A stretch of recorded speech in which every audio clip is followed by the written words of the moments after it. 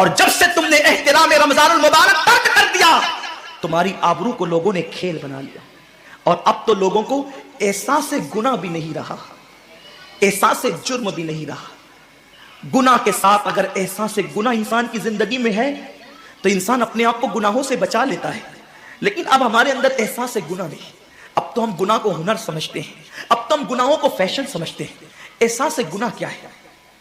اگر انسان گنہگار ہو اور احساس گناہ بھی ہو تو وہ ایک نہ ایک دن سدھر جاتا ہے، وہ ایک نہ ایک دن سنور جاتا ہے۔ ہمارے پاس احساس گناہ ختم ہو گیا۔ آئیے بتاؤں احساس گناہ کتنی قیمتی چیز ہے۔ رمضان شریف میں کھا رہے ہیں، پی رہے ہیں، بلکہ مسلمانوں کی ہوٹلیں بند ہے تو غیر مسلموں کی ہوٹلوں میں کھا رہے ہیں، چھپ چھپ کر گھروں میں کھا رہے ہیں۔ لوگوں سے چھپ کر کھانے والوں، جو تیرا کچھ نہیں بگاڑ سکتا تو اس انسان سے چھپ کر کے کھا رہا ہے۔ جو خدا تجھے سزا دے گا کیا تو اس کی نگاہوں سے بھی چھپ سکتا ہے؟ اور روزے بھی کیا روزے رہ گئے، اب تو روزے بھی رسم بن گئے۔ جو روزے رکھتے ہیں رمضان شریف میں ان کو روزہ رکھنے کی عادت ہے، وہ روزے کو عبادت نہیں سمجھتے۔ جو روزہ عادت بن جائے وہ نجات نہیں دلا سکتا، جو روزہ عبادت بن جائے وہ نجات دلا سکتا۔ ایک تو روزے کی عادت ہے اور ایک تو روزہ عبادت ہے۔ روزہ عادت اور عبادت میں فرق کیا ہے؟ عادت یہ سب نے رکھا ہم بھی رکھ لیں، یہ عادت ہے۔ نہ رکھیں گے تو کیا جواب دیں گے، یہ عادت ہے۔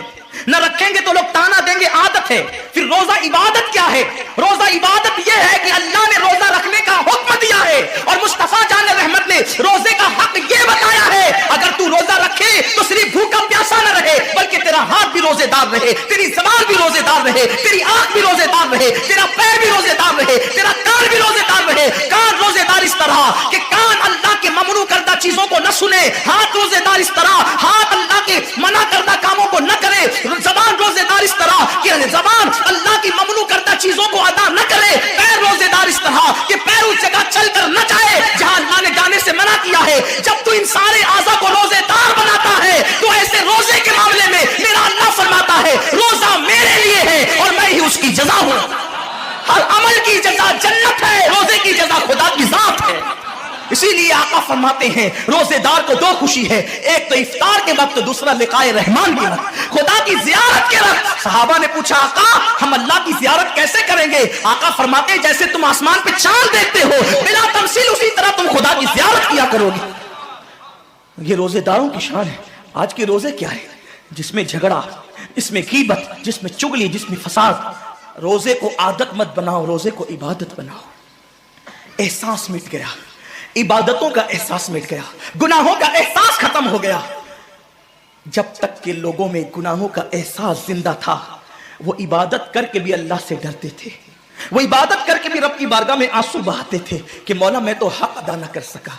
لیکن آج احساس نہیں ہے، اس لیے لوگ ہنستے ہنستے افطار کرتے ہیں۔ حالانکہ صحابہ کا معمول تھا جب افطار کا وقت آتا وہ ہاتھوں کو اٹھا کر کے روتے اور کہتے مولا روزہ تو چلا گیا لیکن روزے کا حق نہ ادا ہو سکا، آنسو بہاتے ڈرتے۔ لیکن آج ایسا کچھ بھی نہیں ہے، ہماری ساری نیتیں تو دسترخوان پہ لگی ہوتی ہے افطار کے وقت۔ آئیے ایک بات نکل آئی، احساس گناہ کیا ہے؟ احساس گناہ آقا نے فرمایا نا کہ جب رمضان شریف کا حق ضائع کر دو گے تو اللہ تم سے عزت کو چھین لے گا، تم ذلیل و رسوا ہو جاؤ گے۔ احساس ختم ہے گناہ کا، اسی لیے رمضان شریف میں بھی گناہ کرتے ہیں، اور گناہ کر رہے ہیں تو ذلیل ہو رہے ہیں۔ احساس کسے کہتے ہیں؟ احساس یہ ہے کہ میں نے کیا کیا، چھوٹے سے گناہ کو بڑا سمجھنا میں نے کیا کیا۔ ایک خاتون بارگاہ رسالت میں آئی اور عرض کیا یا رسول اللہ مجھ سے زنا ہو گیا ہے، میں نے بہت بڑا جرم کر لیا ہے، آپ مجھ پہ حد لگا دیں، حد جاری کر دیں تاکہ میں گناہ سے پاک ہو جاؤں۔ اللہ کے حبیب نے احساس گناہ دیکھ کر کے فرمایا کہ جا ابھی تیرے پیٹ میں بچہ ہے، تیرے جرم کی سزا تیرے پیٹ کے بچے کو نہیں دی جا سکتی، اگر تجھ پہ حد لگے گی تو وہ بچہ بھی ختم ہو جائے گا، جب بچہ پیدا ہو جائے اس کے بعد آنا۔ بچہ پیدا ہو گیا تو وہ لے کر کے آئی، آقا فرماتے ہیں تیری جان چلی جائے گی تو اس کی پرورش کون کرے گا، اس کو دودھ کون پلائے گا، جا اس کو دودھ پلا اس وقت تک جب تک یہ کھانے نہ لگے۔ وہ بچے کو 2 سال تک دودھ پلاتی رہی، اور جب بارگاہ رسالت میں آئی تو بچے کے ہاتھ میں روٹی کا ٹکڑا دے کر کے آئی، بچہ روٹی کھا رہا تھا۔ عرض کی آقا مجھ پہ حد جاری کریں تاکہ میرا گناہ جو میرے دامن پہ لگا ہے وہ دھل جائے۔ حضور نے 3 مرتبہ اس کو اپنے دروازے سے ٹالا، اگر کوئی دوسرا ہوتا اس کو ڈھیل دی جاتی تو وہ بھاگ جاتا, دوبارہ پلٹ کرنا آتا, لیکن احساس گناہ تھا, گناہ کا احساس تھا کہ یہاں گناہ مٹ جائے تاکہ وہاں جواب دینے سے بچ جاؤں.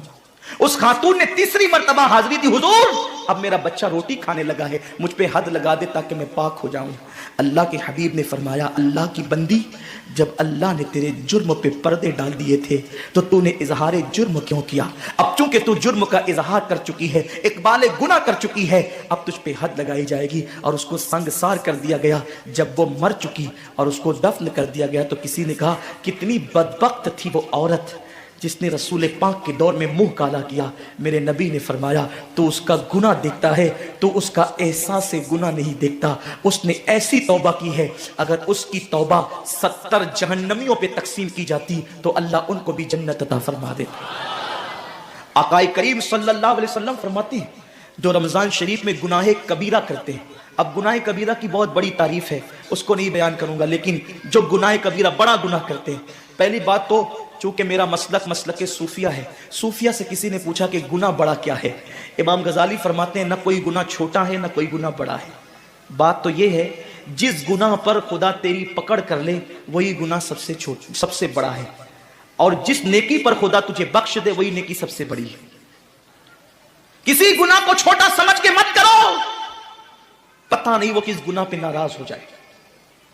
تو اللہ کے حبیب صلی اللہ علیہ وآلہ وسلم فرماتے ہیں جو رمضان شریف میں بڑا گناہ کبیرہ گناہ کرتے ہیں, سال بھر تک فرشتے اس پہ لعنت کرتے رہتے ہیں.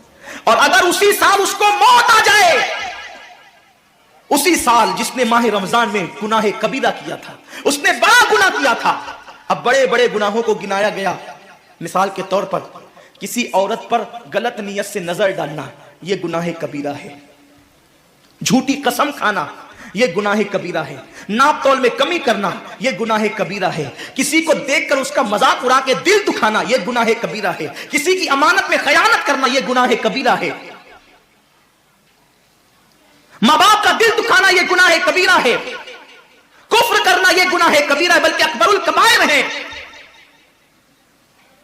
70 کی فہرست امام سیوطی نے گنائی ہے, اور پھر 70 کی فہرست گنانے کے بعد فرماتے ہیں 70 پر یعنی 1 2 3 4 والا 70 نہیں, بلکہ اللہ کے حبیب نے یہاں جو 70 فرمایا ہے یہ 70 گنتی والا 70 نہیں ہے, بلکہ کثرت بتانے کے لیے 70 ہے. جیسے کہ ہم کہتے ہیں نا, میں نے تجھے 50 بار سمجھایا تو نہیں مانا, میں 100 بار تیرے گھر آیا تو نہیں ملا. اس کا مطلب یہ نہیں کہ 99 کے بعد ایک جو ملا کر کے آتا ہے وہ 100 نہیں, گنتی کا 100 نہیں. یہاں 100 بتانا کثرت بتانے کے لیے ہے, یہاں 50 کہنا کثرت بتانے کے لیے ہے. تو اللہ کے حبیب فرماتے ہیں 70 بڑے گناہ ہیں, یعنی اتنی طویل تعداد میں اتنی کثرت سے ہے بڑے گناہ کہ تم ان کو شمار نہیں کر سکتے. بس اتنا کہ جس گناہ پہ خدا ناراض ہو جائے وہ بڑا گناہ. تو جس نے رمضان شریف میں قصدن بڑا گناہ کیا, قصدن, نماز کو چھوڑنا بھی گناہ کبیرہ ہے, نماز کو ترک کرنا بھی گناہ کبیرہ ہے. میرے آقا صلی اللہ علیہ وسلم کے دیوانوں, کھیل کود میں وقت کو ضائع کرنا, وقت کا ضیاع, یہ بھی گناہ کبیرہ ہے.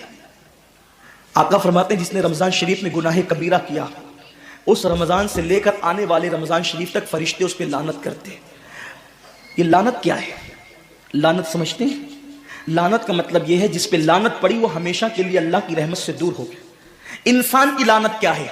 انسان کی لعنت, ایک جانور پر حضور علیہ الصلوۃ والتسلیم کسی صحابی کے جانور پر بیٹھے تھے, وہ دھیرے چل رہا تھا. کسی نے کہہ دیا کہ اس پہ لعنت تو یہ دھیرے چلتا ہے. حضور علیہ السلام نے اس جانور کے نیچے اتر کر فرمایا جس پہ لعنت کر دی گئی میں اس جانور پہ سواری نہیں کر سکتا. یہ ایک انسان کی لعنت کا اثر ہے. جس پہ معصوم فرشتے لعنت کرے اس کا انجام کیا ہوگا؟ وہ بھی 1 2 لعنت نہیں. رمضان شریف کو چھوٹا مت سمجھیے.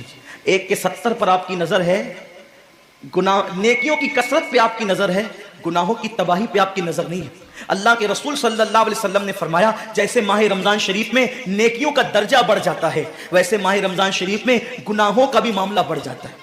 یعنی اگر رمضان شریف میں تم 1 گناہ کرو گے تو اور دنوں کے اندر جو گناہ کرتے تھے اب اس گناہ سے زیادہ تمہیں عذاب دیا جائے گا, کیونکہ آپ نے ماہ رمضان کی حرمت کو پامال کیا ہے, آپ نے ماہ رمضان شریف کی عزت کو پامال کیا ہے. تو سوچو انسان کی لعنت پڑے یہ حال ہے, تو جس پہ فرشتوں کی وہ بھی 1 2 نہیں پورے سال تک فرشتے لعنت کرتے ہیں. اور اللہ کے نبی صادق و مصدوق نبی نے فرمایا کہ اگر وہ اسی سال رمضان شریف آنے سے پہلے مر جائے تو उसके पास कोई नेकी नहीं होगी जो उसको जहन्नम की आग से बचा सके, और उसका ठिकाना तो जहन्नम ही होगा। खुदा के लिए अपने हाल पे रहम करो, अपने आप को जहन्नम का ईंधन मत बनाओ।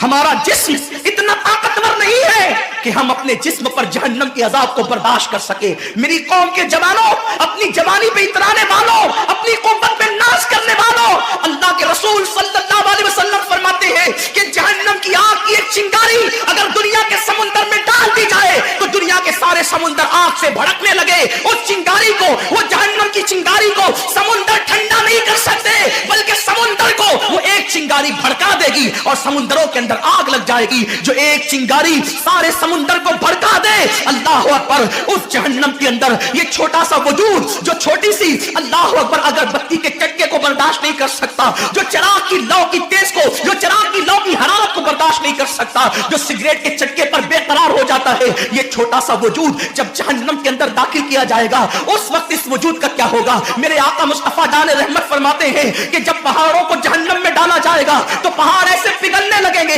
जैसे नमक को पानी में डालने से नमक पिघलने लगता है। मेरे भाइयों, खुदा के लिए अपने हाल पर रहम करो, अपने आप को जहन्नम का ईंधन मत बनाओ। अल्लाह अकबर, तरावी के वक्त में पैर फैलाकर मोहल्लों में बैठने वालों, रोजों के वक्त में छुप छुपा कर खाने वालों, अल्लाह की गैरत को चैलेंज मत करो। अल्लाह के हबीब ने फरमा दिया कि जो गुनाह कबीरा रमजान शरीफ में करेगा साल भर फरिश्तों की लानत होगी। आप कहते हैं मुसलमान कलमा पढ़ता है, मुसलमान नबी का गुलाम है, मुसलमान नबी पे जान कुर्बान करने के लिए तैयार है, इतनी मुसीबतों में क्यों है, इतनी तकलीफों में क्यों है, क्यों तबाह हो रहा है मुसलमान। अरे जिस पर फरिश्ते पूरी साल साल लानत करे, वो कौम तबाह न होगी तो क्या होगा, उस कौम के घर न जलेंगे तो क्या होगा, उस कौम की बेटियों की आबरू न लूटेगी तो क्या होगा, वो कौम गुर्बत की चक्की में न पिसेगी तो क्या होगा। आओ सच्ची तौबा कर लो, तौबा के दरवाजे खुले हुए हैं, अपने गुनाहों का एहसास कर लो, नादिम होकर कुदरत की बारगाह में पलट जाओ। मेरा रब फरमाता है फफिर्रू इलल्लाह, कहां जा रहे हो, दौड़ो अल्लाह की तरफ, पलटो अल्लाह की तरफ। बड़े से बड़ा पापी अगर खुदा की तरफ एहसास गुनाह लेकर, निदामत के आंसू लेकर अल्लाह की बारगाह में पलटा है तो अल्लाह ने उसको मगफिरत का परवाना अता किया है। मेरे रब का वादा है जो मेरी बारगाह में पलटते हैं मैं उनको लौटाता नहीं हूं, मैं उनको माफ कर देता हूं।